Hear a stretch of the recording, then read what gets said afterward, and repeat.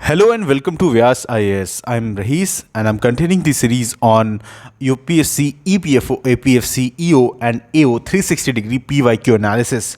अब देखो आपके एग्जाम में ज़्यादा दिन तो नहीं रह गए हैं और ऐसे में बहुत ज़रूरी हो जाता है कि आप प्रॉपरली सारे सब्जेक्ट को यहाँ पर रिवीजन कर लो और उसके साथ साथ जो प्रीवियस ईयर क्वेश्चंस आए हुए हैं उसको एक बार अच्छे से देख कर समझ कर जाओ, ताकि जो डी डे है आपका, जो एग्ज़ाम डे है, उस दिन आप बेटर परफॉर्म कर सको, आपको अननोन कुछ ना लगे, आपको पैटर्न के साथ में फेमिलैरिटी होनी चाहिए, राइट। और इसी वजह से देखो हमारा जो ये मोटो है basically, don't study blindly here, learn from EPFO PYQs.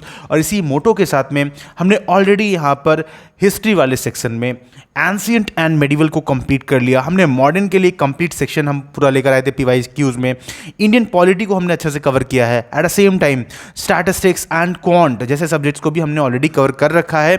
After that देखो अब इस वीडियो में हम कंप्यूटर में जो पीवाईक्यूज आए हुए हैं उसको अच्छे से यहाँ समझ लेते हैं, एनालिसिस कर लेते हैं, ताकि आपको यहाँ पर समझ में आ जाएगा एग्जैक्टली कि किस स्टैंडर्ड का क्वेश्चन आया हुआ है। और आई होप आपने इससे पहले पीवाईक्यूज देख रखे होंगे एज सच कंप्यूटर सेक्शन के, राइट। तो यहाँ पर हम यहाँ पर कंप्लीटली अच्छे से इसे स्टडी कर लेते हैं। But before that one important announcement, देखो एक लास्ट एज पाने के लिए हमारे जो रिकॉर्डेड लेक्चर्स है सब्जेक्ट वाइज, ओके, चाहे बात क्वांट का हो, चाहे बात स्टैटिस्टिक्स का हो, अकाउंटिंग्स का हो, लेबर लॉ का हो, इन सब चीज़ को आप यहाँ पर पा सकते हैं। स्टैटिक नोट्स आपको कहीं ना कहीं मिलेंगे, मेंटरशिप है, ठीक है। इन सारी चीज़ों को अवेल करने के लिए आप हमें इस नंबर पर कॉन्टैक्ट कर सकते हो, हम आपको 1-to-1 मेंटरशिप प्रोवाइड करेंगे। लास्ट के कुछ दिनों में आपको क्या करना है, एट द सेम टाइम अगर आपको कुछ टेस्ट सीरीज भी अभी लगाना है तो आप यहाँ पर लगा सकते हो। हमारे जो फुल लेंथ टेस्ट है आप उनको कहीं ना कहीं ऐसे अपियर कर सकते हो।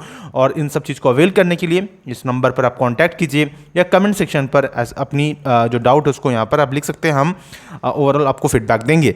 अब देखो हम सीधा सीधी क्वेश्चन पर आते हैं, लेकिन इससे पहले आपको इस ओवरऑल क्वेश्चन जितनी भी यहाँ पर हैं और जो भी यहाँ पर डिस्कशन किया जा रहा है, इसकी जो पीडीएफ है इसको मैं टेलीग्राम चैनल पे अपना डाल दूंगा और वहाँ उसे अवेल करने के लिए आप, मैं कमेंट सेक्शन पे मतलब ये कर दूंगा, पिन कर दूंगा, आप वहाँ से टेलीग्राम चैनल ज्वाइन कीजिए और इस पीडीएफ को वहाँ से आप अवेल कर सकते हो, ओके। तो देखते हैं हमारा पहला क्वेश्चन क्या है सच। तो पहला क्वेश्चन है, which of the following tags is use to insert comments in the HTML source code. Okay, तो ये आपके चार ऑप्शन है। सबसे पहले तो आप ट्राई करिए इसे, ओके, इस क्वेश्चन को ट्राई करिए खुद से, फिर मैं इसके बारे में आपको थोड़ा बताता हूँ। तो चलो यहाँ पर सबसे पहले हम बेसिक समझ लेते हैं HTML के बारे में कुछ, ओके। तो HTML what it stands for, it stands for hyper text, okay, hyper text markup language, okay. Now ये एक स्टैंडर्ड लैंग्वेज है basically for creating web pages, and HTML is made of tags, remember, and these tags are like elements, okay, and basically written inside, these are written inside these angle brackets, okay, इस तरह का symbol रहता है और सारे जो भी elements है इन्हीं एंगल ब्रैकेट्स के अंदर लिखे जाते हैं।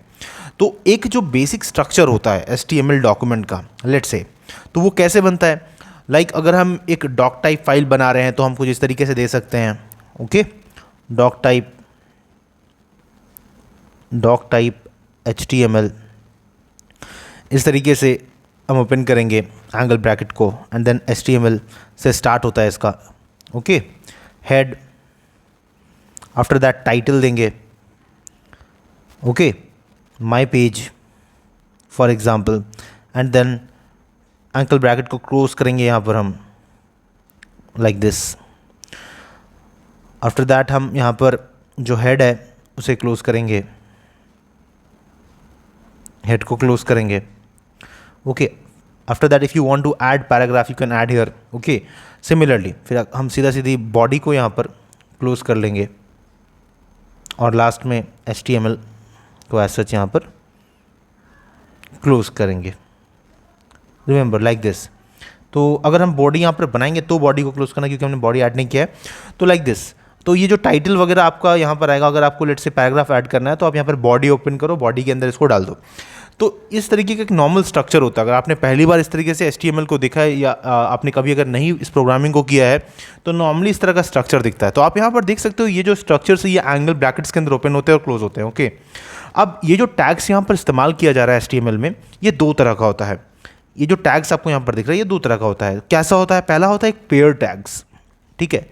एक पेयर टैग्स मिलेगा आपको, और दूसरा होता है self closing tags. Self closing tags मिलेंगे आपको। ओके, अब पेयर टैग्स और सेल्फ क्लोजिंग टैग्स क्या होते हैं, देखो मैं एग्जांपल्स के जरिए आपको बताता हूँ। जैसे मैंने यहाँ पर आपका हेड खोला था, तो हेड को मुझे क्लोज करना पड़ा था, तो ये डबल पेयर में, ठीक है, ये पेयर में, सॉरी, ये पेयर टैग्स है। ओके, लाइक पैराग्राफ हो गया, अगर मैं पैराग्राफ को ओपन कर रहा हूँ, ओके, तो मुझे पैराग्राफ को क्लोज भी करना पड़ेगा like this.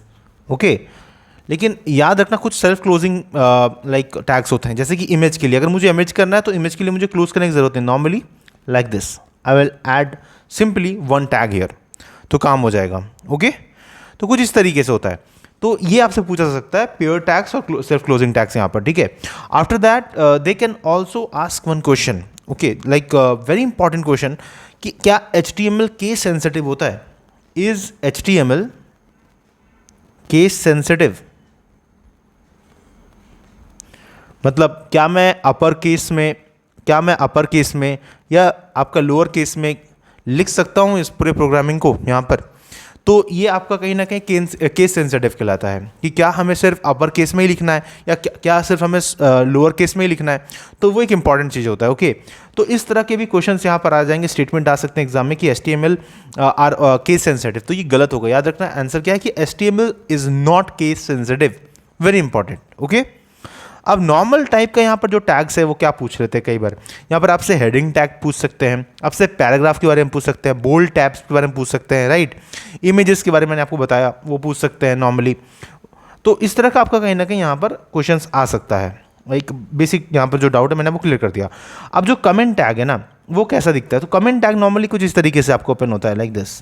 Okay, comment tag जो है इस तरीके से ओपन होगा, एक्सेलरेटरी मार्क्स रहेगा यहाँ पर, उसके बाद में आपका डैश रहेगा 2, एंड क्लोजिंग में कैसे होता है? तो नॉर्मली यहाँ पर 2 डैश एंड आफ्टर दैट इस तरीके से एंगल ब्रैकेट को क्लोज कर देने का है। ओके, तो कुछ इस तरीके से। अब इसके बीच में आप यहाँ पर लिख सकते हो XYZ कुछ भी बीच में, राइट। तो इस तरीके से कहीं ना कहीं ये काम करता है। अब एक क्वेश्चन यहाँ पर उठ सकता है कि ये जो कमेंट टैग हमने यहाँ पर डाला है लेट्स से XYZ का, तो ये कमेंट टैग क्या जब मैं वेबसाइट की एज सच ओवरऑल स्ट्रक्चर को बना रहा हूँ, तो मैं एक सोर्स कोड बना रहा हूँ यहाँ पर, राइट, तो मेरा जो व्यू सोर्स होगा, क्या मैं यहाँ पर इस ओवरऑल कमेंट टैग को अपने वेबसाइट में भी देख पाऊंगा? तो नहीं, वो मुझे वेब पेज में नहीं दिखेगा। याद रखना, जो भी वेब पेज में बना रहा हूँ उस पर ये कमेंट नहीं दिखेगा। बेसिकली कमेंट टैग्स का काम क्या होता है?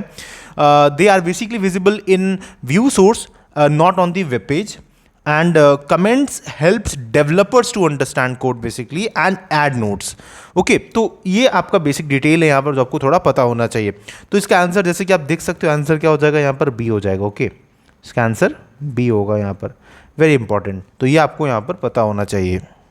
एंड एट द एंड मैं आपसे एक क्वेश्चन पूछता हूँ, एक इंपॉर्टेंट क्वेश्चन है, आप सब यहाँ पर कमेंट सेक्शन पे देना। क्वेश्चन ये है कि विच HTML tag is used to insert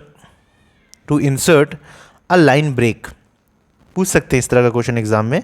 तो कौन सा HTML टैग को इस्तेमाल किया जाता है लाइन ब्रेक को ऐड करने के लिए? Okay, option A break, B like this BR, C IB, D new line,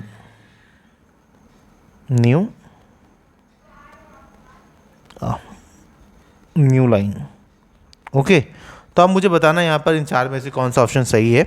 okay, जो भी सही देगा मैं उसमें हार्ट दे दूंगा कमेंट में। ओके, तो आप समझ जाना वो सही है। ठीक है, तो आपका ये कुछ क्वेश्चन इस तरह का आ सकता है जहाँ पर टैग से रिलेटेड क्वेश्चंस बना सकते हैं। ओके, और ये आया हुआ है पहले भी क्वेश्चन, तो डेफिनेटली एक अच्छा चांस है कि क्वेश्चन यहाँ पर ये लोग पूछ सकते हैं। बाकी एज सच यहाँ पर इस तरीके से याद रखना ना कि जब कमेंट टैग के बारे में पूछा है यहाँ पर, तो कमेंट टैग याद रखना जो ओपन होता है वो एक एंगल ब्रैकेट से होता है, then you have exclamation mark, okay, after that forward slash and then dashes. तो ये कुछ चीज़ें आपको पता होना चाहिए, दैट्स इट। ओके, चलो आगे अगले क्वेश्चन की तरफ हम बढ़ते हैं। सिंपल क्वेश्चन था। अगला क्वेश्चन क्या है? So which one among the following is use to create an email hyperlink to a web page? Like इस तरीके से आपका दिया हुआ options mail, mail to, then to mail और टू डैश मेल, इस तरीके से अंडरस्कोर मेल, इस तरीके से दिया हुआ है, ठीक है। तो आप यहाँ पर इस आंसर को देने की कोशिश करो, ओके, एंड आफ्टर दैट हम डिस्कस करते हैं इसके बारे में। चलो सबसे पहले तो मैं मान लेता हूँ इस क्वेश्चन के लिए एकदम ऐसे समझते हैं ना कि कंप्यूटर आप मान लो अभी जो भी पढ़े हो, मैं वापस इसको बेसिक से लेके जाता हूँ। जैसे हमने अभी पहले डिस्कस किया कि HTML क्या होता है, राइट। ये तो आपको क्लियर हो गया होगा कि hyper text markup language, okay. ये एक स्टैंडर्ड लैंग्वेज है for building web pages basically, okay. ये हमने पिछले क्वेश्चन में डिस्कस कर लिया है। और एक HTML का जो ओवरऑल कोड होता है वो कैसा दिखता है वो भी मैंने बात किया। फिर से मैं आपके लिए डेमो थोड़ा बता देता हूँ, ठीक है।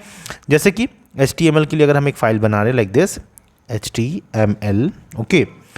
So after that we'll open basically tag here, and then we'll start with head, okay, and then title, normally title, then यहाँ पर कुछ भी डिटेल लिखना है XYZ हम दे सकते हैं।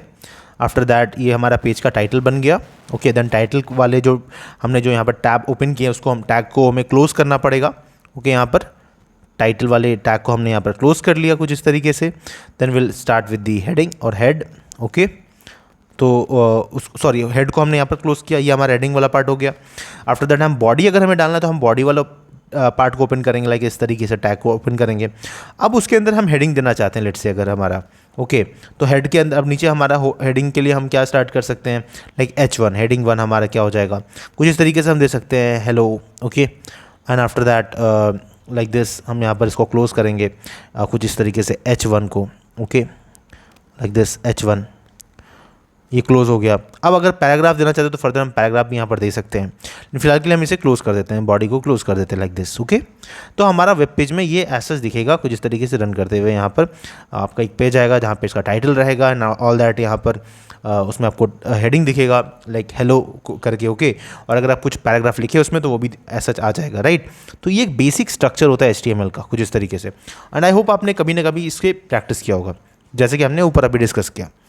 अब देखो एकदम अगर स्टार्टिंग से जाएं तो ये जो HTML है, जैसे मैंने कहा कि ये यूज़ क्या कर रहे हैं, यहाँ पर टैग्स को यूज़ कर रहे हैं, okay. Tags are basically their words inside angle brackets, okay. क्यों यूज़ किया जाता है टैग्स को, basically it will tell the browser how to display the content here normally, okay. So tags usually come in pairs as I discussed। एक closed pair होता है, एक open pair होता है, tag होता है, ठीक है। एक pair में होता है, एक आपका self closing होता है। self closing का एग्जांपल हमने वहाँ पर देखा कि इमेज का टैग जैसे कि हो जाता है लाइक दिस, ओके। पेयर में हमने यहाँ पर देख ही रखा है ऑलरेडी, हेडिंग का एग्जांपल सामने आपको दिख रहा है सच यहाँ पर। तो ये कुछ एक बेसिक स्ट्रक्चर के बारे में हमने ऑलरेडी पिछले वाले क्वेश्चन पे डिस्कस कर लिया यहाँ पर, राइट। अब क्योंकि यहाँ पर क्या पूछा है, which one among the following is use to create a email hyperlink to a web page. अब हम वेब पेज में एक ईमेल हाइपरलिंक डालना चाहते हैं, ओके। अब वेब पेज में हाइपरलिंक जब डालेंगे तो वो कैसे डाल सकते हैं, तो नॉर्मली मान लो कि आप किसी एक टेक्स्ट पे, अगर लेट से हाइपरलिंक मतलब क्या कि लेट से यहाँ पर एक टेक्स्ट है, इमेज है लेट से आपका वेब पेज में, या फिर एक कुछ यहाँ पर आपका लेट से वर्ड है या टेक्स्ट है, उसमें आप क्लिक करोगे तो किसी और एड्रेस तक पहुंच सकते हो, गॉट इट। तो वो एक हाइपरलिंक वाला पार्ट हो गया। तो उस चीज़ को क्रिएट करने के लिए आप यहाँ पर कैसे क्रिएट करोगे ओवरऑल वेब पेज में, तो वो किस चीज़ का इस्तेमाल करोगे वो यहाँ पर दिया हुआ है, ठीक है। तो उसके बारे में हम यहाँ पर थोड़ा अच्छे से समझ लेते हैं, ठीक है। देखो सबसे पहले यहाँ पर आपको जानना पड़ेगा that what is a hyperlink in HTML। जब हम बात कर रहे हैं इस पॉइंट को कि ये जो हाइपरलिंक है HTML में ये होता क्या है भाई, okay. So hyperlink let users click, okay, let user click what the text और images to open another page और फाइल और to perform basically certain actions like opening an email for client or like this, okay. So hyperlink are created with the help of what, the another important question। अगर ये part पता है आपको तो आप इस क्वेश्चन को इजीली दे सकते हो। they are created with the help of anchor tags, okay, anchor tags remember। अब एंकर टैग्स में दो चीज़ आपको दिखेगा, एक लाइक इस तरीके से आपको दिखेगा। एंकर टैग को कैसे दिखाते हैं, तो ये लाइक दिस ए, ओके, ये आपका एंकर टैग होता है इसे। और दूसरा होता है एक मतलब हेरेफ एट्रीब्यूट, एक एट्रीब्यूट इस्तेमाल किया जाता है इसके साथ यहाँ पर। और वो एट्रीब्यूट क्या है, वो एट्रीब्यूट है HREF।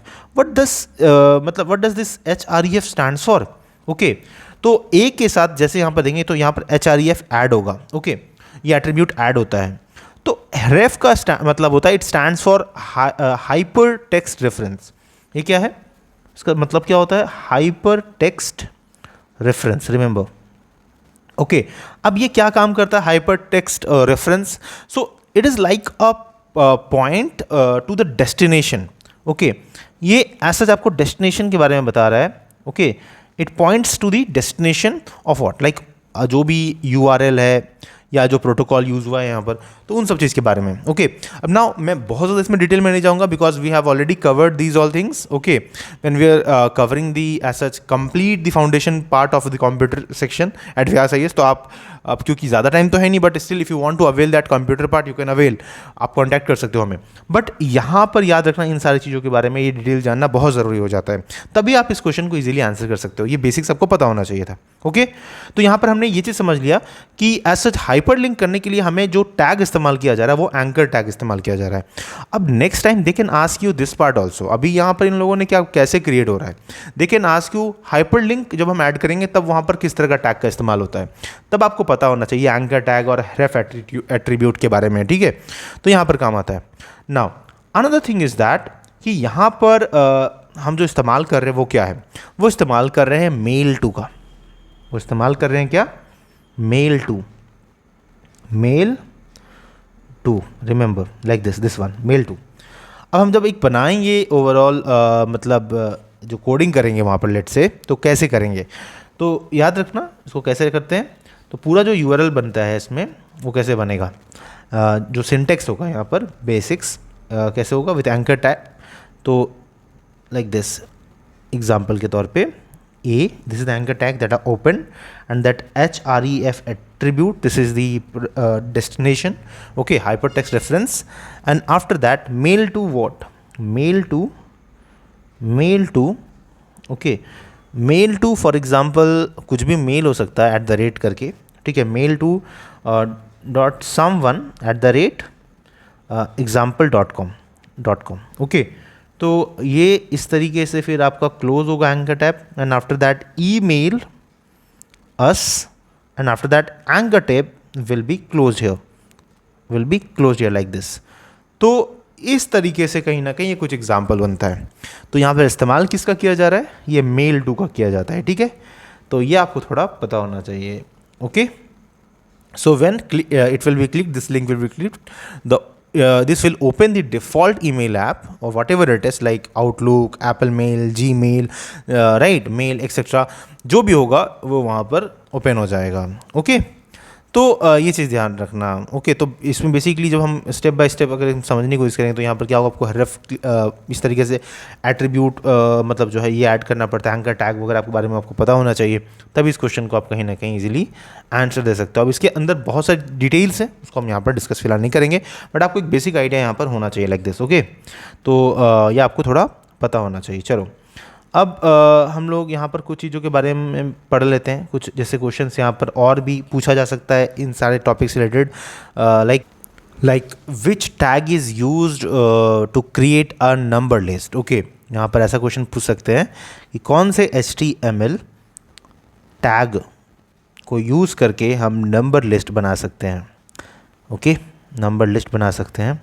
Option A you have like this, then option B you have OL, option C you have LI, option D you have list, okay. आप कमेंट सेक्शन पे इसका आंसर देने की कोशिश करिए। तो इस तरीके से कहीं ना कहीं आपको थोड़ा पता होना चाहिए। तो ये क्वेश्चन स्कोर जो है आपका वो HTML वाले पार्ट का है, ठीक है। आपको HTML का नॉलेज थोड़ा पता होना चाहिए यहाँ पर। चलो आगे पढ़ते हैं। यहाँ पर अगला क्वेश्चन क्या है, क्वेश्चन क्या पूछा जा रहा है, in the context of buffer in memory area or disk, spool refers to what। अब देखो स्पूल यहाँ पर क्या होता है, ये सीधा सीधा एग्जाम में पूछा है। तो यहाँ पर आपका इधर से एब्रिविएशन पता होना चाहिए, इसका फुल फॉर्म क्या है यहाँ पर, ठीक है, और इसके बारे में थोड़ा आपको पता होना चाहिए। बट आप फिर भी इस क्वेश्चन को सबसे पहले ट्राई करिए, अटेम्प्ट करिए कमेंट सेक्शन पे, and will answer then, okay, will discuss then. तो देखो जब हम बात स्पूल की करते हैं या फिर स्पूलिंग की करते हैं, ओके, अब लेकिन इस देखो, इसे बताने से पहले मैं एक चीज़ बता दूं कि इसे मैंने डिटेल में पढ़ाया है अपने एज सच वहाँ कोर्स में। ओके, अगर आप वहाँ के स्टूडेंट हो तो आपको सीधा सीधी पता होना चाहिए इसका आंसर क्या है। बट यहाँ पर स्पूलिंग बेसिकली, या फिर स्पूल जो वर्ड है ना, इसका मतलब होता है साइमल्टेनियस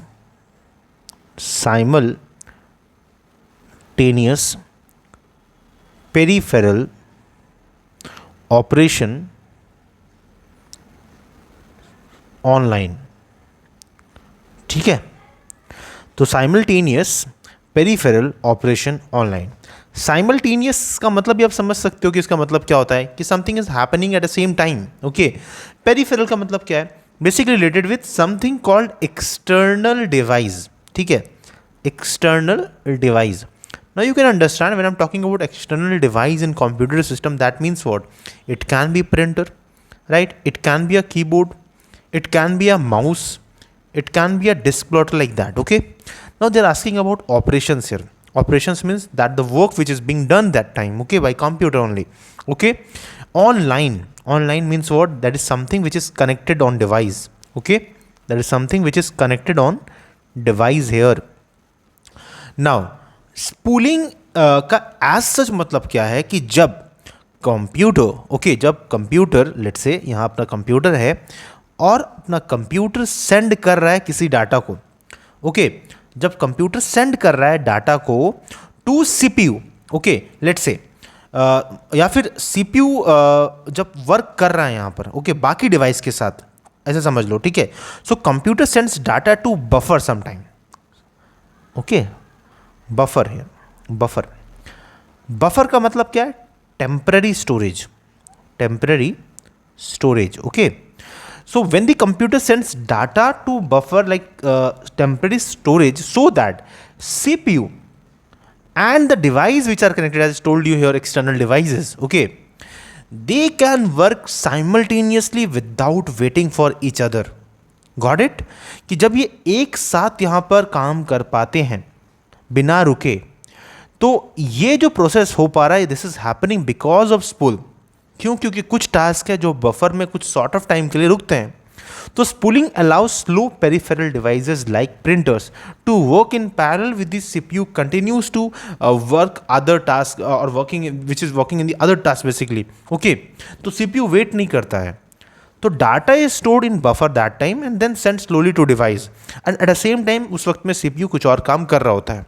फॉर एग्जाम्पल, आप जब प्रिंट कर रहे हो उस वक्त में म्यूजिक चल रहा है, तो सीपीयूज वहाँ पर तो आपका ऐसा जो एप्लीकेशन को रन कर रहा है, एट द सेम टाइम वो प्रिंट भी कर रहा है। This is happening simultaneously. Okay, and printing में थोड़ा टाइम लगता है, आपको पता है, तो सीपीयू उस टाइम पे बाकी वर्क भी कर रहा है, and this work is happening because of this spooling only. Okay, so spooling की जरूरत हमें क्यों पड़ती है? वाई वी नीड स्पूलिंग की हमें नीड क्यों पड़ती है? जैसे मैंने कहा कि जो पेरिफेरल डिवाइसेस होते हैं, जैसे कि हमने प्रिंटर का एग्जांपल लिया, ये क्या होता है? They are very slow compare to what? When we compare it to CPU, right? CPU is extremely fast, right? But printers are very slow.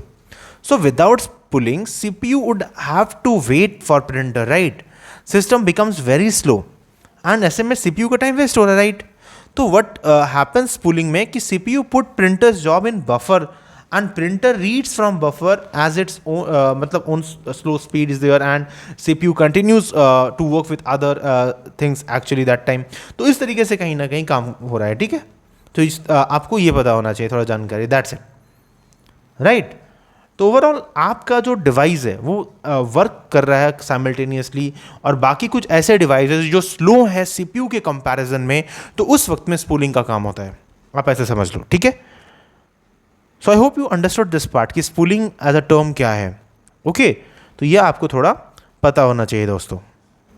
सो फिर एक बार समराइज कर लेते हैं कि spooling is a process where data is temporarily stored in a buffer so that CPU and peripheral devices like printer can work simultaneously, improving system efficiency. Okay, तो ये चीज़ आपको पता होना चाहिए. चलो आगे अगले क्वेश्चन की तरफ बढ़ते हैं. अगला क्वेश्चन हमारा क्या है? So the next question is about OSI layer. Again, I have told this in the class. So within OSI layer, which OSI layer is responsible for managing the communication between computers in the network? Okay, तो यहाँ पर आपसे पूछा गया है कि कौन से OSI layer responsible है to communicate, okay, between the computers in a network system. Let's say option A network layer, option B transport layer, option C session layer और option D data link layer. इसका answer आप मुझे comment section पर दीजिएगा. Computer networking वाले chapter में हमने इससे कवर किया था. ओके, तो आप इसका सबसे पहले ट्राई कीजिए इस क्वेश्चन को, उसके बाद हम यहाँ पर डिस्कस करते हैं इस क्वेश्चन को. तो देखो, सबसे पहले तो यहाँ पर आपको पता होना चाहिए कि OSI लेयर का मतलब क्या होता है. ठीक है, OSI layer. This stands for Open Systems Interconnection. Now this is a 7-layer framework. ये एक 7 लेयर का फ्रेमवर्क है या मॉडल कह सकते हो, जो इस चीज़ के बारे में बताता है. It explains how computers communicate over network. Now as this topic is very very important, so you need to know about these 7 layers कि ये 7 लेयर्स कौन कौन से हैं, एक एक करके अगर हम बात करें. ओके, जो बहुत ज़रूरी होता है. अब देखो, ये 7 लेयर हम एक काम करते हैं, टॉप टू बॉटम के तरीके से समझ लेते हैं. Top to bottom. सबसे पहले 7th लेयर के बारे में बात कर लेते हैं, which is about applications. Okay, application में सिंपल मीनिंग क्या होता है? User apps, right? These are user apps. And what does it do? जैसे कि यूज़र ऐप के माध्यम से आप ब्राउज़र्स को यूज़ कर पाते हो, यहाँ पर आप ईमेल कर पा रहे हो. ओके, इस तरीके से लाइक FTPs. ओके, ये सब कुछ यहाँ पर आप एक्सेस करते हो. After that you have the 6th layer. What is the 6th layer? 6th layer is about presentation. Okay, presentation means what? It is like the translation. It works for translation. Okay, and जिसमें आप basically क्या करते हो, like यहाँ पर encryption. Okay, encryption, compression, formatting. Similarly, you have the 5th layer, and that is basically the session layer. Now, session layer क्या है? Session layer is about communication manager. It is basically the communication manager, where it starts, it maintains, it ends sessions. Okay, so under the sessions, basically session, what it is doing, it is like the communication is happening here. Okay, and all that, everything is working here only. Okay, with related to the communication part. So overall, this layer establishes, manages, terminate the communication sessions between the applications on different computers basically. Like it provides dialogue control, synchronization, it manages communication. This means what? That in the OSI model, management of the conservation starts, maintain, orderly close, resumptions, interruptions. These all things are happening here. Okay, for example, maintaining a login session, coordinating RPC calls, adding synchronization markers. These all are done with help of sessions, right? तो ये आपको थोड़ा पता होना चाहिए easily, right? तो ये हमने यहाँ पर देख लिया. As such, ये आपका 5वां लेयर है सेशन. ओके, तो कम्युनिकेशन से रिलेटेड. 6th क्या है? 6th के बारे में, अच्छा 6th सॉरी में 4th होगा. ओके, सो 4th यहाँ पर क्या होगा? 4th layer is the transport layer.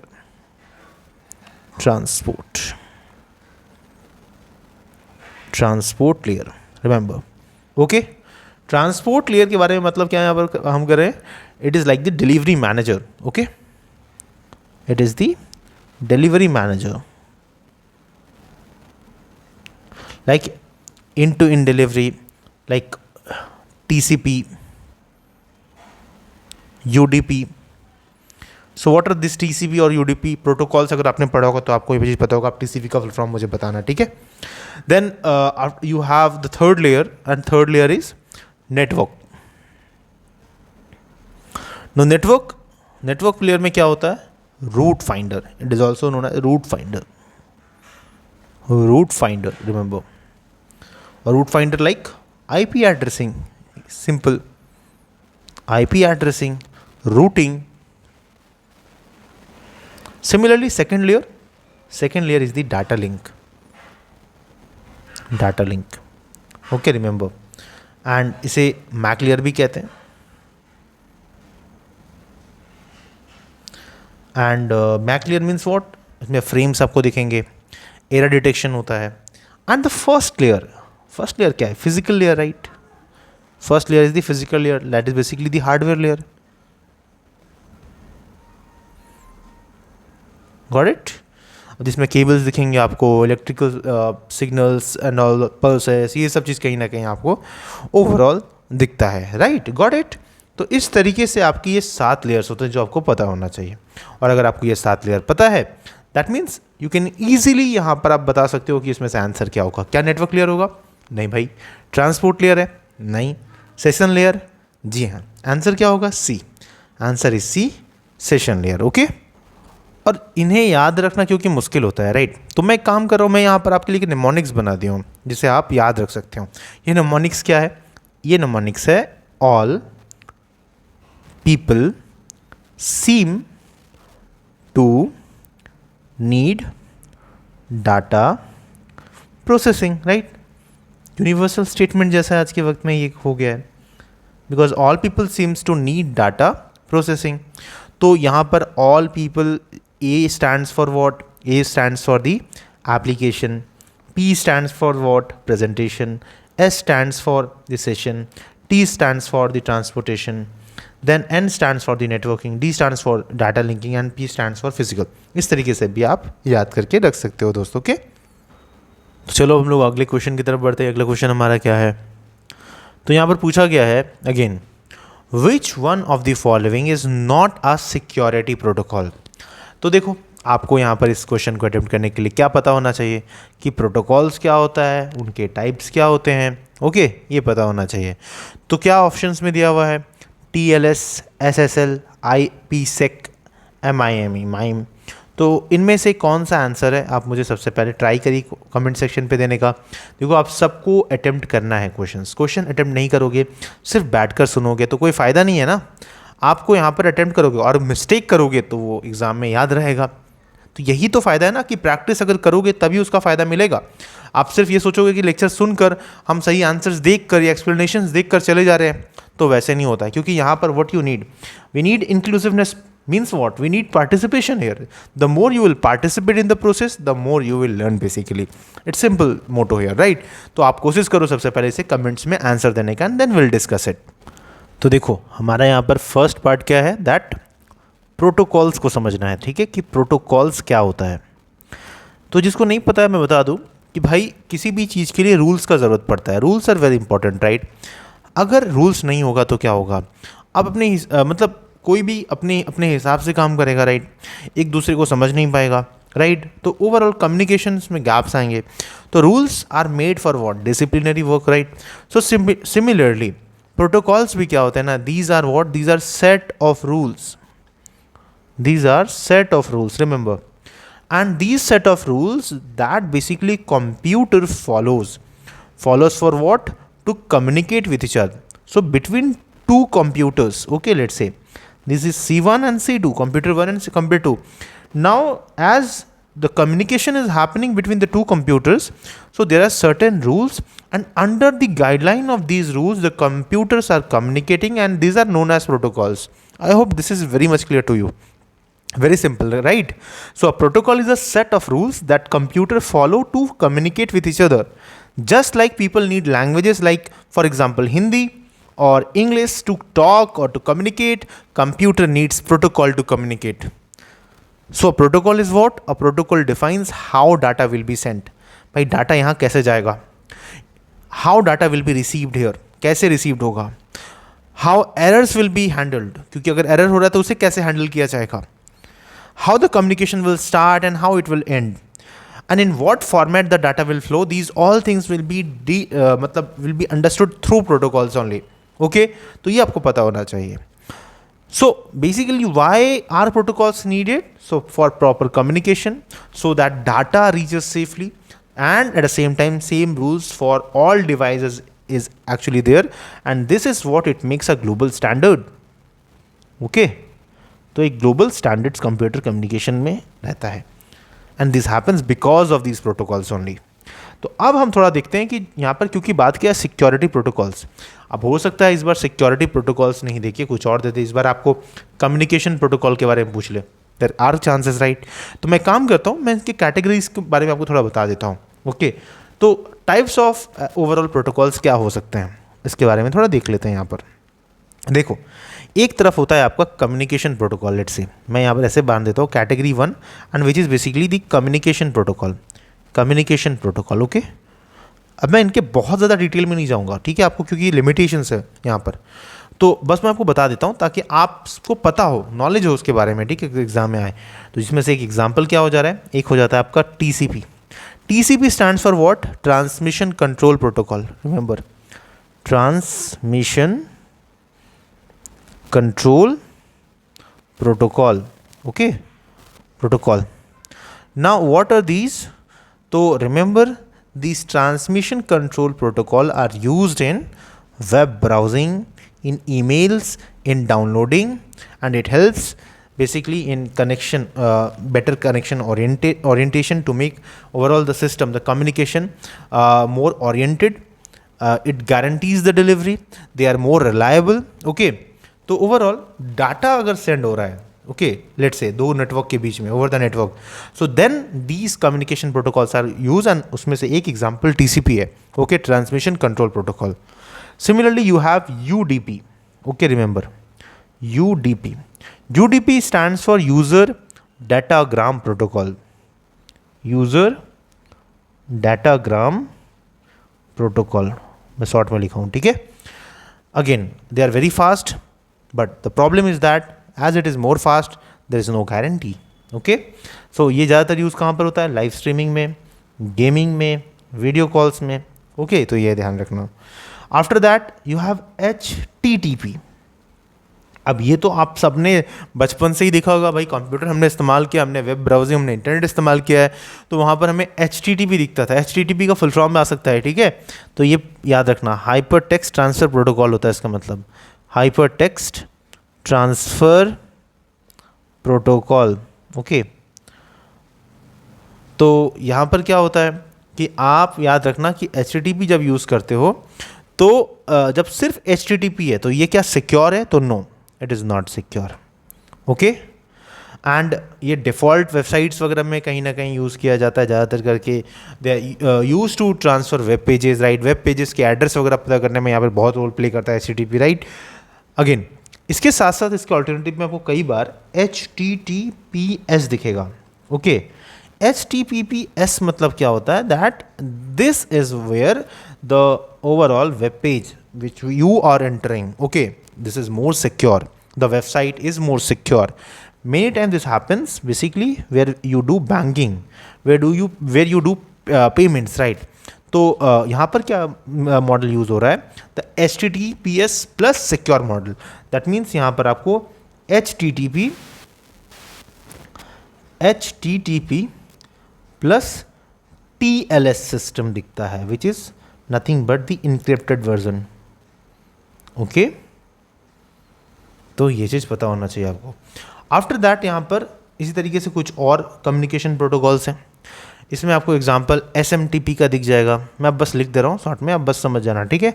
SMTP is like simple mail transfer protocol, mail transfer protocol. Okay, then you have POP3. देखो एग्जाम्पल्स आ सकते हैं एग्जाम में, मैं सारा लिखा दे रहा हूँ. POP3 हो गया. इसी तरीके से आपका POP3 basically post office protocol. Okay, emails वगैरह डाउनलोड करने के लिए इसको यूज़ किया जाता था. And then we have IMAP. Okay, एक एग्जाम्पल और है IMAP. ये सब कम्युनिकेशन प्रोटोकॉल में आते हैं. तो ये मतलब जो है मैंने आपको बता दिया टाइप्स ऑफ कम्युनिकेशन प्रोटोकॉल यहाँ पर क्या क्या होते हैं. इस तरीके से मैं आपको थोड़ा बता देता हूँ category 2, and that is basically the security protocol, जिस पे क्वेश्चन नहीं पूछा गया है यहाँ पर. ओके, सो कैटेगरी 2 हमारा क्या है? Security protocol. ओके, तो सिक्योरिटी प्रोटोकॉल में एग्जांपल्स क्या क्या हो जाते हैं, ये क्या करते हैं भाई, कम्युनिकेशन को सिक्योर करते हैं। इसका एग्जांपल जैसे कि एस राइट, SSL हो गया एक, ठीक है। SSL is what, secure socket layer, right. तो यहाँ पर इसका काम क्या, again it provide inscription, it is one of the old security protocol, right. Similarly हमने भी TLS को देखा था ना, right, HTTP plus overall TLS। तो ये TLS क्या होता है, TLS stands for transport layer security. Okay, TLS transport layer security, it is the improved version of SSL। Okay, तो जैसे कि हमने HTTP के साथ इसको इस्तेमाल होते हुए देखा यहाँ पर, right, to secure the overall websites and all that. इस तरीके से you have IPsec, internet protocol security. Okay, no ये VPNs में ज़्यादा इस्तेमाल होता है, वर्चुअल प्राइवेट नेटवर्क्स में, ठीक है। इस तरीके से यू हैव SSH, ठीक है, सिक्योर सेल।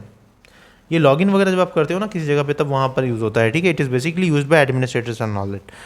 तो ये आपको पता होना चाहिए, ये सारे सिक्योरिटी प्रोटोकॉल्स होते हैं। इस तरीके से कैटेगरी 3 होता है, and that is basically about routing protocols. Routing protocols, ठीक है। अब जिसमें what you have RIP, RIP stand for rest in peace नहीं, ठीक है। RIP stand for routing information protocol. Okay, routing information protocol. मैं जो यहाँ पर आपको ये कंटेंट दे रहा हूँ, this is very very important for exam. भाई आपका आ जाएगा एग्जाम पे क्वेश्चन इससे, ठीक है, ये थोड़ा ध्यान से पढ़ो। इस तरीके से you have OSPF stands for open shortest path first. तो use shortest path and fast, and basically इसका ये one of the modern system है रूटिंग में जिसका इस्तेमाल होता है। And then we have BGP, ठीक है, ब्रॉडर गेटवे प्रोटोकॉल। इस तरीके से कुछ और भी होते हैं प्रोटोकॉल, जैसे कि एड्रेसिंग एंड रिजोल्यूशन प्रोटोकॉल, जिसमें DNS हो गया। DNS आपने सुना होगा, राइट, डोमेन नेम सिस्टम, बहुत फेमस है। तो DNS अगर पूछ ले एग्जाम में तो ये क्या है, ये एड्रेसिंग एंड रिजोल्यूशन प्रोटोकॉल्स हैं, ठीक है। जैसे ARP पूछ सकते हैं, एड्रेस रिजोल्यूशन प्रोटोकॉल, ठीक है। तो RARP पूछ सकते हैं, एडवर्स रिवर्स प्रोटोकॉल, ठीक है। तो अगेन एक होता है आपका इसी तरीके से कुछ एप्लीकेशन प्रोटोकॉल्स आते हैं, जिसमें आपका एग्जांपल क्या हो जाता है, एप्लीकेशन प्रोटोकॉल्स। एप्लीकेशन प्रोटोकॉल्स के एग्जांपल्स हो जाता है जैसे कि माइम हो गया, ठीक है, माइम हो गया, रिमेंबर, ठीक है। Now it is not a security protocol, remember, its application protocol. इस तरीके से यू हैव टेलनेट भी एक तरीके का तुम्हारा मतलब एप्लीकेशन लेयर प्रोटोकॉल है। SNMP हो गया, ये सिंपल नेटवर्क मैनेजमेंट प्रोटोकॉल, ये भी इसका एग्जांपल हो गया। ओके, और आज के वक्त में तो वायरलेस चल रहा है, IoT प्रोटोकॉल्स चल रहा है, जैसे कि वाईफाई हो गया, जिगबी हो गया, ब्लूटूथ है, राइट, ये सब चीज़ हो गया है, ठीक है। तो आपको मैंने एक आइडिया दे दिया दोस्त कि ओवरऑल ये कैसे वर्क करता है। ओके, तो जैसे हमने OSI लेयर पढ़ा था, ठीक है, जिसमें आपका 7 लेयर था, application, presentation, session, transport, network, data link and physical, आपको याद होना चाहिए इस तरीके से, ठीक है। तो यहाँ पर हम जैसे एप्लीकेशन का देखा तो वहाँ पे HTTP ये सब आ गया, प्रेजेंटेशन आपका वहाँ पर है, सेशन है। तो उस तरीके से प्रोटोकॉल्स अलग अलग होते हैं कैटेगरीज वाइज लेयर के हिसाब से। अब नेटवर्क में किस तरीके का इस्तेमाल होगा, IP होगा, राइट, IPsec होगा। सिक्योरिटी में किस तरह का इस्तेमाल होगा, आई hope you understood this part. तो ऐसे करके कहीं ना कहीं इसको हम लोग यहाँ पर प्ले करते हैं। तो जब ओवरऑल यहाँ पर क्वेश्चन पूछा जा रहा है कि सिक्योरिटी प्रोटोकॉल कौन सा नहीं है इसमें से, क्या TLS है, भाई ये तो हमने पढ़ा है, SSL है, ये से हमने पढ़ा है, IPsec है, यस हमने देखा है, IPsec है, क्या नहीं है, माइम एक एप्लीकेशन प्रोटोकॉल है, ठीक है। तो ऐसे अगर आपको पता हो ये सारा कंटेंट तो आप तो इजीली आंसर दे पाओगे, कोई दिक्कत नहीं होगा, ठीक है। So I hope you understood this part. ऐसा क्वेश्चन आ जाएगा तो एग्जाम में बढ़िया से दे देना। चलो मिलते हैं, इसी के साथ हमारा अगला टॉपिक हम देख लेते हैं। अगला टॉपिक क्या है, अगला टॉपिक यहाँ पर सीधा सा पूछा जा रहा है क्वेश्चन पे, that latex document does not contain what, ठीक है। तो लैटेक्स डॉक्यूमेंट के बारे में तो पता होना चाहिए ना, लैटेक्स डॉक्यूमेंट क्या है। तो अगर आपको पता है तो आप सबसे पहले कमेंट सेक्शन पे आंसर दीजिए एंड देन हम डिस्कस करते हैं। तो देखो यहाँ पर जो लेटेक्स है ना, ये क्या है, ये एक document preparation and type setting system है, ठीक है। So it is a document preparation and type setting system, remember this part, okay। and what it is used to perform, it used to do or it is used to create like research paper हो गया, similarly scientific document,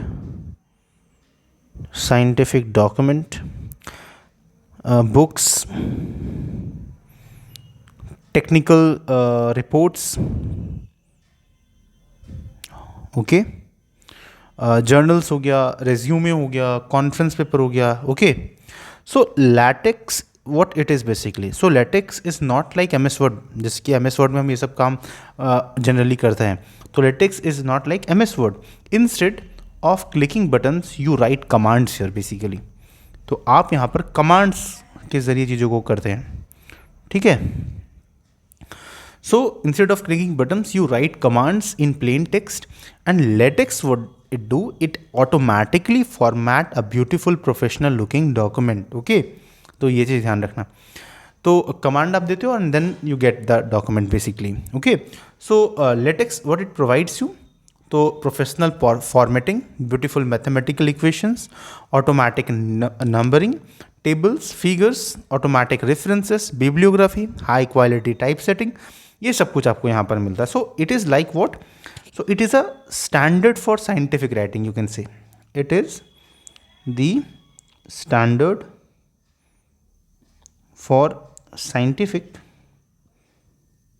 writing.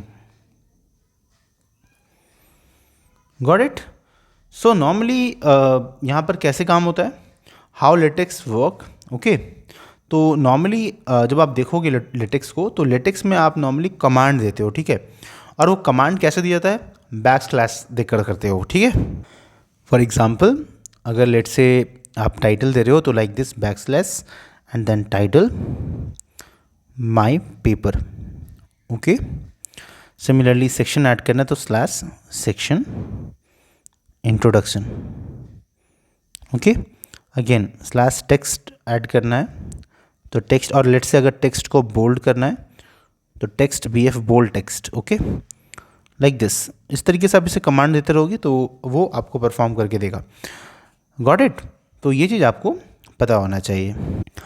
तो हम एक basic structure अगर देखते हैं latex कैसा दिखता है तो कुछ इस तरीके से रहेगा. Slash back slash document class article. Okay, like this. And then back slash begin document. Okay, इसी तरीके से बैक स्लैश अगेन देने की ज़रूरत नहीं है. यहाँ पर hello world then end and then document. कुछ इस तरीके से आपका कहीं ना कहीं परफॉर्म करता है. तो क्या इसमें नहीं होता है? तो आपको ये जो डॉक्यूमेंट स्टाइल आर्टिकल दिख रहा है ना, ये आपका यहाँ पे नहीं दिखता क्योंकि वो ऑटोमेटिकली उस चीज़ को स्टाइलिंग करके देता है, सब चीज़ करके देता है, ठीक है. तो ओवरऑल देखो आज का जो लेटेक्स डॉक्यूमेंट दिखता है ये इसमें क्या नहीं होता है, ओवरऑल स्टाइल वाला जो पार्ट है ये नहीं होता है. एंड मॉडर्न जो आपका वर्जन है इसका लेटेक्स 2E, उसमें आपको ये चीज़ नहीं दिखेगा, ठीक है. तो ये आपको थोड़ा पता होना चाहिए. सिंपल सा क्वेश्चन था ये, ठीक है. अब इसमें और क्या क्वेश्चन पूछा जा सकता है इसी टाइप का या इसी तरह के टॉपिक्स और क्या पूछे जा सकते हैं, ये इंपॉर्टेंट है, वो मैं बता देता हूँ. वो एग्जाम के लिए आपका इंपॉर्टेंट हो जाएगा, ठीक है. तो अगर क्वेश्चन घूमना होगा तो या तो वो HTML से पूछेंगे ये लोग, HTML, या वो XML से पूछ सकते हैं, ठीक है, एक्सटेंसिबल मार्कअप लैंग्वेज. इसी तरीके से लेटेक्स से पूछ सकते हैं. इसी तरीके से SGML से पूछ सकते हैं. SGML stands for standard guideline या जनरलाइज्ड मार्कअप लैंग्वेज, ठीक है, या मार्कडाउन से पूछ सकते हैं. तो इस तरह के क्वेश्चंस बनना यहाँ पर हो सकता है, या ओवरऑल पॉसिबल है, ठीक है. तो ये थोड़ा आपको पता होना चाहिए. या फिर नेटवर्किंग से पूछेंगे तो हर साल वो पूछते हैं OSI model, TCP/IP, routing, IP address, subnetting, DNS, MAC address versus IP address, LAN मतलब local area network, wide area network, ठीक है. ये इस तरह का क्वेश्चन ये लोग पूछ लेते हैं कई बार.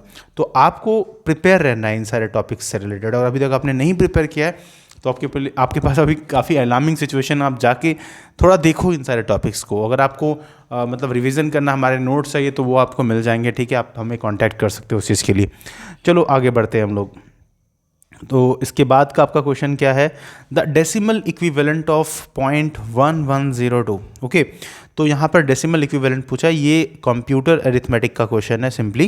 अगर आपको थोड़ा प्रेजेंटेशन के बारे में पता है कि कंप्यूटर प्रेजेंटेशन या रिप्रेजेंटेशन कैसे वर्क करता है, और थोड़ा आपको मतलब बाइनरी, हेक्साडेसिमल, ऑक्टाडेसिमल या बेसिकली डेसिमल में कैसे कन्वर्ट करते हैं, इसके बारे में जानकारी है, तो आप इजीली इसे कर पाओगे। ओके, चलो इसे देख लेते हैं ये क्वेश्चन क्या कह रहा है, इसे हम एड्रेस करते हैं। लेकिन इससे पहले आप खुद भी एक बार सॉल्व करो इसे, कमेंट सेक्शन पे आप बताओ कि इसका सही आंसर क्या होगा, and then will tell you. तो देखो, इसे कैलकुलेट करने के लिए हम सिंपली क्या करेंगे, सबसे पहले हम लोग बेसिक पता होना चाहिए, ठीक है। देखो, बाइनरी डिजिट्स है ये, राइट, ये आपका बाइनरी डिजिट्स है। अब यहाँ पर अगर आप देखोगे प्रेजेंटेशन के हिसाब से, अगर हम इसे लेकर जाएं, नॉर्मली ये डेसिमल पॉइंट है, और डेसिमल पॉइंट के राइट हैंड साइड में आपका अगर आप देखोगे तो यहाँ पर क्या होगा कि ओवरऑल आपका नेगेटिव से हम इसे रिप्रेजेंट करते हैं, राइट, और इधर पॉजिटिव रहता है लेफ्ट हैंड साइड में। तो अगर हम इसे बेस, आपका वेट क्या होता है बाइनरी का, तो बाइनरी का वेट जो होता है एज सच वो डिजिट का वो होता है 2, ठीक है। तो उसके हिसाब से अगर हम देखें तो इधर आपका क्या हो जाएगा, 2 to the power of overall घटता जाएगा -1, then 2 to the power of -2, 2 to the power of -3, like इस तरीके से ये जाता जाएगा, 2 to the power of -4। Okay, इस तरफ में जाओगे तो अगेन ये आगे बढ़ेगा, गॉट इट। तो यहाँ पे 2 to the power of 0, 2 to the power of 1, 2 to the power of 2, like this. Okay, ये आपका हो जा रहा है बाइनरी पॉइंट, ये आपका बाइनरी पॉइंट हो जा रहा है। अब देखो क्वेश्चन में क्या पूछा है आपका, 0.1101 नॉर्मली, ठीक है। तो अब यहाँ पर इसे हम एज सच किस तरीके से लिखेंगे, तो it can be represented as 1 multiple of 2 to the power of -1। Again after that you can say यहाँ पर plus again 1 multiple of 2 to the power of -2, then again plus कितना हो जाएगा ये 0, तो 0 multiple of anything is 0। Okay, तो इसे आपको रिप्रेजेंट करने की जरूरत नहीं है, अगेन प्लस करो, and then 1 multiple of 2 to the power of -4। Okay, तो 2 टू द पावर ऑफ -1 कितना होता है, जब 2 टू द पावर ऑफ -1 हम देखते हैं that is actually 1/2, got it. तो 1/2 यहाँ पर, तो 1 मल्टीपल ऑफ 1/2, तो ये आपका निकल कर आ जाएगा, अगर आप कैलकुलेट करोगे तो 0.5। Okay, got it. After that हम यहाँ पर क्या करेंगे, प्लस करेंगे। Again 2 to the power of -2 कितना होता है, 2 टू द पावर ऑफ -2 अगर आप कैलकुलेट करोगे तो it will be 1/4, right, normally.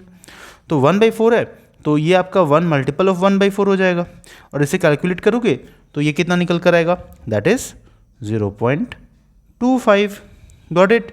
कितना हो जाएगा आपका 0.25 होगा।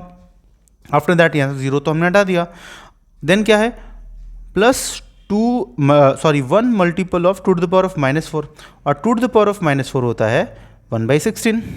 तो 1 मल्टीपल ऑफ 1/16 कितना हो जाएगा आपका, अगर आप इसे कैलकुलेट करोगे तो ये निकल कर आएगा अराउंड 0.0625। ओके, और अगर इसे आप पूरा ऐड करेगा तो ये कितना निकल कर आएगा, दैट विल बी 0.8125। ओके, तो आंसर क्या हो जाएगा, डी हो जाएगा। तो इस तरह के क्वेश्चंस अक्सर आते हैं। तो बेसिक न्यूमरेसी है ये वाला, अरिथमेटिक वाला, मतलब कंप्यूटर अरिथमेटिक्स का, जिस पे कई बार क्वेश्चन पूछा जाता है सिंपली, ठीक है। तो इसको आपको प्रिपेयर करके रखना है, ठीक है। इस तरह के क्वेश्चन अक्सर पूछ लिए जाते हैं, रिमेंबर दिस पार्ट। चलो अगला क्वेश्चन की तरफ हम लोग बढ़ते हैं। अगला क्वेश्चन हमारा क्या यहाँ पर पूछ रहा है, again in a worksheet which one of the following is not a cell referring or referencing style, relative referencing, real time referencing, absolute referencing और mixed referencing। so it's a simple question from the worksheet, excel worksheet। आपको थोड़ा भी अगर पता है उधर पे, ठीक है, तो आप इजीली इसे आंसर दे पाओगे, और एक बेसिक आपका नॉलेज का ज़रूरत है यहाँ पर, राइट। तो सबसे पहले आप इस क्वेश्चन को अटेम्प्ट करने की कोशिश करो, ट्राई करो, and then I will tell you about this. Okay, ये स्ट्रेट फॉरवर्ड क्वेश्चन है। देखो, सबसे पहले ना आपको ये यहाँ पर पता होना चाहिए कि सेल रेफरेंसिंग का मतलब क्या होता है। So what is cell referencing, what is cell referencing. तो सेल रेफरेंसिंग का मतलब होता है, it means that it is about the address of a cell. Okay, it is about the address of a cell in a worksheet, in a worksheet. जैसे कि example हो गया तुम्हारा मे बी E1, B5 और C10, like इस तरीके से, ठीक है। So when we write for example any formula in Excel, तो what we do, we use cell reference here. Formulas जब करेंगे तो उस वक्त में सेल रेफरेंस का जरूरत पड़ता है। So Excel can calculate the values automatically there, तो उस चीज़ में इसका इस्तेमाल होता है। अब सेल रेफरेंसिंग जो है basically it is of three types, it is of three types, remember. वो तीन तरह का क्या होता है? Number one, relative referencing, okay. दूसरा क्या होता है? Absolute, absolute referencing. और तीसरा जो होता है that is basically, third is mixed referencing, okay, mixed referencing. अब देखो यार, मैं एक चीज़ आपको बताता हूँ, यहाँ पर आपको तो आंसर मिल गया कि भाई आंसर क्या है, ठीक है। जाहिर सी बात, ये रियल टाइम रेफरेंसिंग बोलकर कुछ दिया है तो वो ऑप्शन में नहीं है, ठीक है। आंसर आपका सिंपल है, ये बी हो जाएगा, ठीक है। बट यहाँ पर ये जो तीन है, relative referencing, absolute referencing and mixed referencing, question is that now they can ask you about मतलब दिस पर्टिकुलर रेफरेंसेस, राइट। देखिए रिलेटिव रेफरेंसेस क्या होता है वर्कशीट में, ठीक है, क्योंकि अभी तो ओवरऑल बना दिया है कि टाइप्स ऑफ रेफरेंसिंग के ऊपर मैं आपको एक basic idea, but next time they can ask कि रिलेटिव रेफरेंसिंग क्या होता है, and even they can simply ask you कि क्या जब आप रिलेटिव रेफरेंसिंग यूज़ करते हो, एग्जाम्पल A1 है आपके पास में, ठीक है, एक्सेल लिया आपने, A1 का एग्जाम्पल लिए थे, तो अगर वहाँ पर डॉलर का साइन नहीं डाला हमने, अब डॉलर का साइन यहाँ पर याद रखना क्या होता है, ठीक है। तो ज़्यादातर करके क्या होता है कि जब हम किसी चीज़ को कॉपी करते हैं, फॉर एग्जांपल, ठीक है, तो वहाँ पर हम क्या करते हैं, कई बार डॉलर्स का सिंबल को यूज़ करते हैं before column and row. Why we use it, like इस तरीके से कुछ हमें दिखेगा $A, $1, why, it means that it does not change when it get copied, okay. तो why we use dollar sign here, so that it is use when we are keeping a fixed value, okay. तो जहाँ पर भी इसे copy करेंगे वो constant value carry करेगा, it's very simple, okay. तो याद रखना कि डॉलर के साइन के हिसाब से हम इसे रेफरेंसिंग को बांट सकते हैं, कि ऐसा रेफरेंसिंग हो रहा है जहाँ पे where we are not using this dollar symbol, that is relative simply reflecting, okay, remember, referencing, sorry.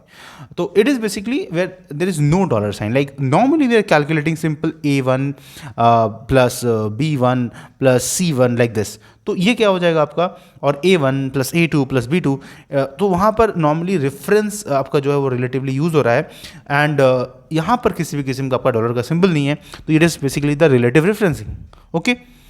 Absolute referencing में हम क्या करते हैं, we use the dollar symbol here, okay, absolute referencing में आगे और पीछे कॉलम और रो के, ओके।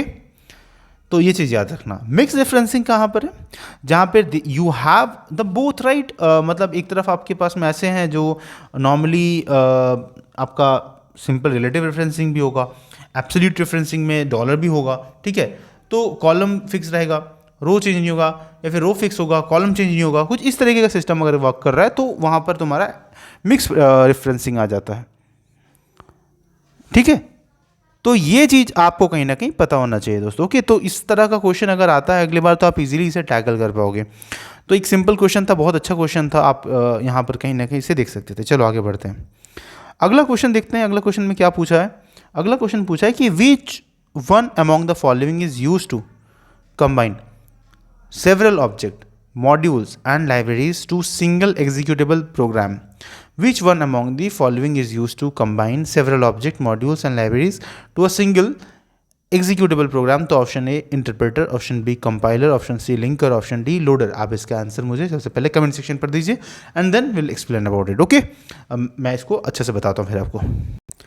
देखो यहाँ पर इस क्वेश्चन को जब हम एड्रेस करें तो कुछ चीज़ें समझना ज़रूरी है, ठीक है। See when we write a program in C और C++ etcetera, right, there are certain steps which are very important. So first we need to understand the software buildup process. Like step 1, what you have in step 1, we write source code here, okay, we write source code, got it. So हमने एक program बना लिया, file बना लिया, तो after that we have step 2। Step 2 क्या होता है फाइल बनने के बाद में, then there is a need of compiler, okay. So compiler what it do, तो compiler converts it into object, okay, object code, got it. तो when it get convert into the object code, after that there is a step 3। Step 3 में क्या होता है, After that, the linker combines all object files, okay, and the libraries here. Got it? And then the file is ready to be executable. That means the linker, after linker combines the object file and the libraries, so what we get the final executable file, remember, okay. And there is a step 4. then step 4 में हम क्या करते हैं, then the loader loads final program into memory for the execution part. ठीक है, तो ये कुछ स्टेप्स है जो अपने को फॉलो करना पड़ता है, राइट।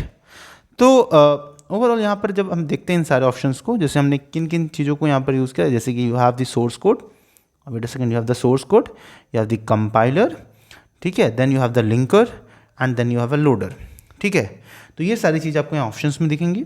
अब जैसे इसमें जो आंसर मतलब क्लियर आंसर है वो हमें दिख सकता है, जो है सी आपका, बिकॉज यहाँ पर जो लिंकर है, लिंकर का काम क्या है, it combines multiple object modules, it add required libraries to it dissolve symbol references, produce single executable file, okay. तो ये सब कुछ कहीं ना कहीं आपका लिंकर का काम होता है। तो इसका आंसर सिंपल था, आपको पता होना चाहिए, दैट्स इट, ओके। अब देखो यहाँ पर कुछ और क्वेश्चंस आ सकते हैं, ठीक है। कुछ और क्वेश्चंस किस तरह के आ सकते हैं वो मैं बता देता हूँ, कुछ रेफरेंसेस बता देता हूँ आपको, जिससे अगर आएगा तो यू कैन ईजिली मतलब आप सॉल्व कर सकते हो क्वेश्चंस को। लाइक अभी ये पूछ सकते हैं कि इस तरीके से कि कौन सा ऐसा कॉम्पोनेंट है, बताओ, जो सोर्स कोड को कन्वर्ट करेगा ऑब्जेक्ट कोड में। मुझे कमेंट सेक्शन पे बताओ, अभी मैंने पढ़ाया आपको। इस तरीके से they can ask that which tool converts assembly language to machine language. और जो लोग मेरे क्लास में रहे, भाई मैं आपसे बोल रहा हूँ, जो क्लास में थे लाइव, भाई मैंने आपको पढ़ाया है, ये सब बहुत अच्छे से पढ़ाया है, समझा के, ठीक है। तो आपकी तो जिम्मेदारी है कि आप इसे एकदम 100% श्योर कट करके आंसर दीजिएगा, ठीक है, कि कौन सा ऐसा टूल है जो यूज़ करता है या जिसे यूज़ किया जाता है असेंबली लैंग्वेज से मशीन लैंग्वेज में कन्वर्ट करने में, ठीक है। या आप ये बताओ कि which is a line by line executable model, ये भी पूछ सकते हैं एग्जाम में, कि which is a line by line execution model. खास करके मैंने प्रोग्रामिंग लैंग्वेज वाला जो चैप्टर पढ़ाया उसमें मैंने डिटेल में चीज़ बताया था, ओके आपको। चलो एनीवे, आप ये एज सच जो पार्ट है ये एग्जाम के लिए इंपॉर्टेंट है। अगर आप यहाँ पर यूट्यूब में पहली बार देख रहे हो तो आपकी जिम्मेदारी है प्रोग्रामिंग लैंग्वेज वाला पार्ट है और उसकी जो बेसिक्स है उसको अच्छे से पढ़ लेना, ठीक है। और ख़ास करके कैसे एक प्रोग्राम लिखा जाता है, उसके क्या बेसिक स्टेप्स फॉलो करने पड़ते हैं, कौन कौन से कंपोनेंट वहाँ पर ज़रूरी होते हैं, वो सब चीज़ को देख लेना थोड़ा सा। और टाइप्स ऑफ प्रोग्रामिंग लैंग्वेज, इस पर आपका क्वेश्चन बनता है अक्सर, ठीक है। तो ये इंपॉर्टेंट पार्ट हो जाता है। एनीवे, चलो हम लोग आगे बढ़ते हैं अगले क्वेश्चन की तरफ में। अगला क्वेश्चन हमारा क्या है कि विच of the following operator, question क्या पूछ रहा है यहाँ पर, that which of the following operators connects a structure variable and it's element, dot operator, plus operator, minus operator और मल्टीप्लाई ऑपरेटर, ओके। तो इसके बारे में यहाँ पर पूछा है, तो चलो इसे देख लेते हैं फटाफट एज सच। लेकिन इससे पहले आप कोशिश करिए इस टॉपिक को या फिर इस क्वेश्चन को अटेम्प्ट करने का, कमेंट सेक्शन पे आंसर दीजिए। अब देखो इस क्वेश्चन में आपको थोड़ा स्ट्रक्चर पता होना चाहिए। देखो ये जो आपका डॉट ऑपरेटर हो गया या प्लस ऑपरेटर हो गया, माइनस ऑपरेटर हो गया, मल्टीप्लाई ऑपरेटर हो गया, ठीक है। तो ये एज सच यूज़ कहाँ पर होता है, अगर आप सी प्रोग्रामिंग जानते हो थोड़ा, ठीक है, तो सी प्रोग्रामिंग में इसका बेसिक यूजेस हो रहते हैं, ठीक है। और अगर आप यहाँ पर पूछा क्या है, देखो आपकी जो स्ट्रक्चर्स है जिसमें वेरिएबल और एलिमेंट्स हैं, तो किस ऑपरेटर के माध्यम से हम इसे बेसिकली जोड़ते हैं, ठीक है, कनेक्ट करते हैं। तो देखो plus operator, minus operator, multiply operator, ये बेसिक अरिथमेटिक वाला पार्ट है, ठीक है। डॉट ऑपरेटर यहाँ पर थोड़ा अलग बन रहा है, ठीक है। तो ये चीज़ यहाँ पर आपको थोड़ा दिख सकता है, ठीक। अब इसके बारे में थोड़ा बेसिक समझ लेते हैं कि स्ट्रक्चर सी का होता कैसा, दिखता कैसा है। अगर आपने अभी तक प्रोग्रामिंग आप बेसिक्स अगर नहीं किए तो थोड़ा आपको पता होना चाहिए इसके बारे में। So basically a structure is a user defined data type. एक स्ट्रक्चर होता क्या है, सबसे पहले क्योंकि सी का स्ट्रक्चर कैसा होता है वो समझना है। तो यहाँ पर देखो स्ट्रक्चर क्या होता है, तो a structure is a user defined data type, okay, that groups that groups variable of different types. Okay, so यहाँ जब स्ट्रक्चर देखते हैं, अगर हम सी की प्रोग्रामिंग कर रहे हैं तो normally let's say like structure students int roll float marks character name 20. Okay, so यहाँ पर देखो रोल है, मार्क्स है, नेम है, these are what, these are the member of structure student. ठीक है, अब ये नॉर्मल आपको बेसिक स्ट्रक्चर दिखता है, ये स्ट्रक्चर है सी का. अब यहाँ पर क्या इंपॉर्टेंट हो जाता है कि हम यहाँ पर बात कर रहे हैं let's say for example dot operator के बारे में, कि डॉट ऑपरेटर का काम क्या होता है. ठीक है, सो देखो dot operator connects structure variable and its members और विथ इट्स मेंबर्स. ओके, तो डॉट का काम क्या है? So dot operator connects a structure variable with its members. जैसे एग्जाम्पल स्ट्रक्चर स्टूडेंट S1 है, तो S1 dot roll equals to 10. S1 marks equals to 89.5. So here what we have done that S1 is the structure variable, roll and marks are the elements here. So we have connected them with the help of dot operator here. Okay, so this is what exactly the question is asking here. Okay, कि which one of the following operator connects the structure variable with its elements? So the answer is dot operator directly. Okay, अब देखो बाकी जो है यहाँ पर कुछ और भी ऑपरेटर्स होते हैं, जैसे कि एरो ऑपरेटर होता है. ओके, इसी तरीके से आपसे पूछ सकते हैं अब यहाँ पर जैसे कि plus operator, minus operator, multiplier operator जो है ये किस लिए यूज़ किए जाते हैं. तो नॉर्मल अरिथमेटिक के लिए, जैसे कि प्लस एडिशन के लिए होगा, माइनस आपका सब्ट्रैक्शन के लिए होगा. ओके, याद रखना. और स्ट्रक्चर को एक्सेस करने के लिए नहीं है, याद रखना ये चीज़. मल्टीप्लिकेशन क्या होगा, मल्टीप्लाई क्या होगा, मल्टीप्लिकेशन के लिए होगा, जाहिर सी बात है. ओके, स्ट्रक्चर मेंबर नहीं है ये. सो ये सारी चीज़ें कहीं ना कहीं पूछी जा सकती हैं, याद रखना. ओके, तो ऑपरेटर हो गया डॉट ऑपरेटर. ठीक है, इस पे पूछ सकते हैं, एरो ऑपरेटर पे पूछ सकते हैं, इंक्रीमेंट ऑपरेटर पे पूछ सकते हैं. So they can ask you this type of questions. तो आपको रेडी रहना है इस टॉपिक से रिलेटेड, ये चीज़ ध्यान रखना. चलो आगे बढ़ते हैं अगले क्वेश्चन की तरफ. अगेन आपका एक क्वेश्चन आ रहा है लैंग्वेज से. अब आप देखो इन PYQs को देख के यहाँ पर एक चीज़ तो एनालाइज कर चुके होंगे कि प्रोग्रामिंग लैंग्वेज, नेटवर्किंग सिस्टम या कंप्यूटर नेटवर्किंग सिस्टम, और ख़ास करके इसमें प्रोटोकॉल्स. ओके, आफ्टर दैट एक और पार्ट आपका हो जाता है एंड दैट इज़ दी, अभी आएगा ऑपरेटिंग सिस्टम.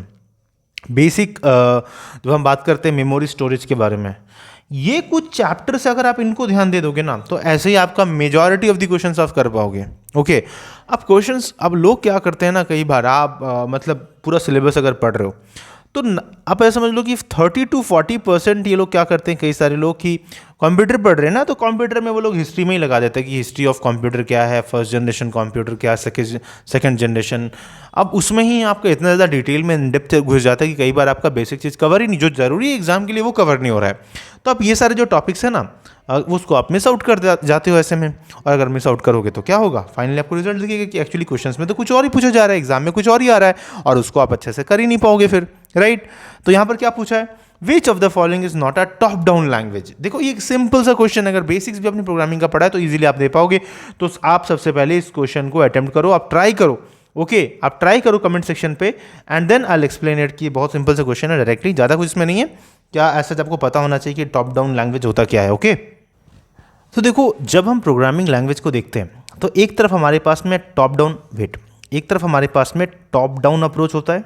ओके, और दूसरी तरफ में हमारे पास में बॉटम अप अप्रोच होता है. ओके, तो जब हम बात कर रहे हैं टॉप डाउन अप्रोच के बारे में, तो what we are talking about that these type of programming languages they start from overall problem. Okay, तो they start from the overall problem, whatever the problem is. Okay, and they break it into the smaller portion और smaller sub problems. एक बड़ा problem है, उसे छोटे छोटे problems को break कर दिया. ठीक है, कुछ इस तरीके से. एंड फिर क्या होता है, they write functions procedure step by step and focus on this structure program. Okay, तो इस तरीके से ये वर्क करते हैं। और फिर देखो जो टॉप डाउन अप्रोच के एग्जांपल्स होते हैं इसमें आपको लाइक फोर्ट्रान दिखेगा। ओके, फुल फॉर्म में लिख देते हैं, अपर केस में रहता है Fortran. Okay, eight the same time आपको इधर पैस्कल दिखेगा, जावा दिखता है, कोबोल दिखता है। ओके, तो ये कुछ आपको एग्जांपल्स दिखते हैं टॉप डाउन अप्रोच में। Okay, so top down approach is basically where we are dividing the program into modules like. Okay, इसी तरीके से आपका कुछ होता है bottom, that is bottom up approach. Okay, so bottom up approach what happens, basically it starts from the small component, starts from the small components. Okay, components and build small function first way. There what we do, तो इसमें देखो जो small functions है उसको छोटे छोटे तरीके से आगे बिल्ड किया जाता है, then they are combined into larger units and focus on modularity and reusability basically. Okay, so यहाँ पर आपको सी हो गया, C++ हो गया, राइट, असेंबली हो गया, या ऑब्जेक्ट ओरिएंटेड लैंग्वेजेस जो भी होते हैं वो यहाँ पर दिखता है। तो basically they create building blocks first and then assemble. तो इस तरीके से बेसिकली इसको हम लोग क्लासीफाई करते हैं। ओके, तो यहाँ पर क्या बताया, विच of the following is not a top down language. यहाँ पर बोला है कि कौन सा इसमें से टॉप डाउन लैंग्वेज नहीं है। तो जाहिर सी बात है इसका आंसर आपका सी हो जाएगा। ठीक है, क्लियरली इसका आंसर अपना इधर निकल के आ जाता है। अब देखो अगला क्वेश्चन आपको दिखेगा यहाँ पर, जो कि काफ़ी इजी क्वेश्चन है। आप सब इसको ट्राई करो। सबसे पहले कमेंट सेक्शन पे लिखो इसका आंसर। यहाँ पर बोला गया है that which one of the following attribute is required for internal linking in HTML।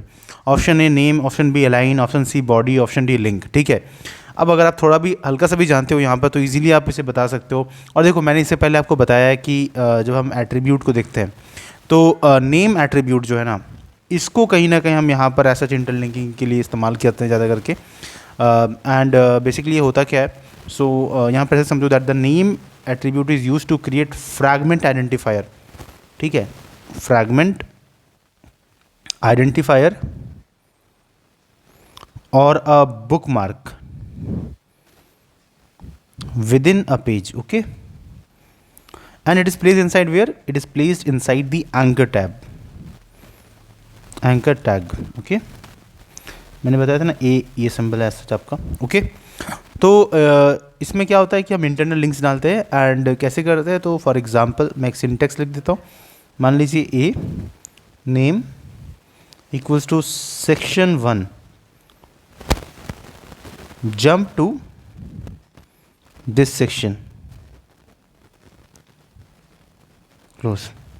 Okay, so this create a target named section 1 that can be linked to from elsewhere on the same page.